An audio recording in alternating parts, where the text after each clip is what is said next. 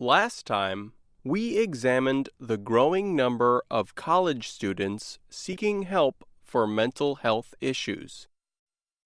We also shared the stories of two students, Georgia and Jason. Georgia began attending classes at McGill University in Montreal, Canada in 2010. But the pressure of succeeding and worrying about what she would do after college led to her misusing a medication called Adderall. Georgia cut back on eating and sleeping and began to suspect friends and strangers of spying on her.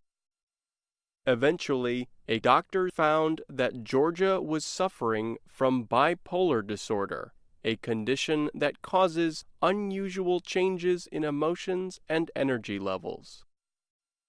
Jason began considering suicide after his parents ended their marriage and the deaths of his grandmother and best friend. But he did seek help from a therapist and decided to stop studying at the University of Maryland, Baltimore County in 2008. Georgia and Jason are just two examples of the many students struggling with anxiety, depression, and other mental health issues. David Reitz has ideas about why young people are having such a hard time. Reitz directs counseling and psychological services at the Rochester Institute of Technology in New York State. He is also a governing board member of the Association for University and College Counseling Center Directors, a group of over 800 college counseling directors worldwide. Reitz says the current generation of people in their 20s, often called millennials, cannot cope with problems the same way that other generations did. Millennials are less able to solve interpersonal conflict or to accept criticism, he says. These skills, he adds, are abilities that employers like their workers to have. However, millennials are not to blame, Reitz says. Access to information about both good and bad aspects of life increased greatly over the last 30 years. He believes the parents of millennials caused their children to worry more because they worried more. I suspect that the parents of millennials parented in a very different way than previous generations. The parents of millennials parented with higher levels of anxiety. The parents of millennials were raised with much more exposure to threats within their communities, throughout the country, even now more internationally. Reitz says parents of millennials spent more time supervising their children than other parents did. As a result, these young people had fewer chances to learn how to take risks or solve conflicts themselves. He adds that social media also has had an influence.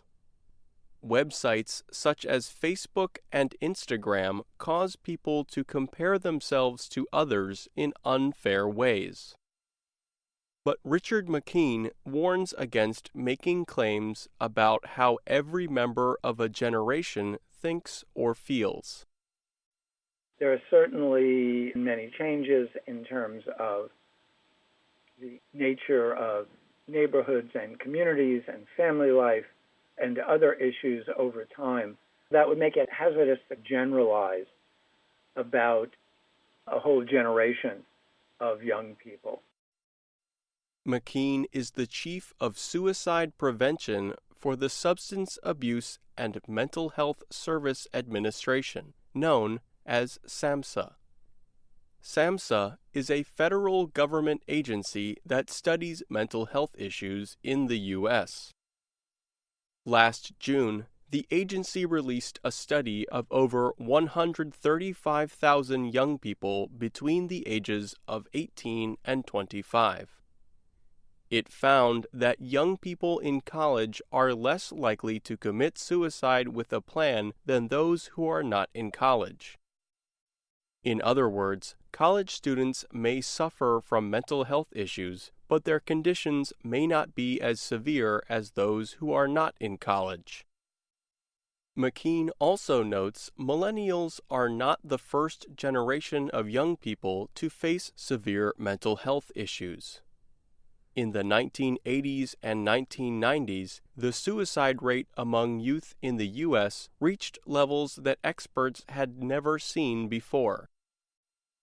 All the experts VOA contacted for this story said they are pleased that more young people are seeking help for mental health issues. In fact, Pennsylvania State University's Ben Locke says a common concern is that colleges and universities do not have enough resources for students in need. Locke is Penn State's Counseling Services Director. But David Reitz at the Rochester Institute of Technology notes that most colleges have experts whom students can meet with to discuss their problems. Therapy groups are common as well. Richard McKean of SAMHSA adds that many other student support workers are now being trained to identify signs of mental health issues in students. Georgia never used the mental health support services McGill University offered. She finished her degree program in 2014 and stopped taking all medication over a year ago. Georgia says she feels much better, but she wishes she had been more willing to use the services at the school. Jason did not use the mental health services his school offered either, but he did feel that speaking to the leader of the Jewish Culture Center on his school's campus helped him. Jason decided to return to the University of Maryland, Baltimore County in 2012. He will complete his degree after one final semester this year. The path to improving one's mental health is never easy. But Jason says if students start to feel they have a problem, they should know there is nothing wrong with asking for help. I'm Pete Musto.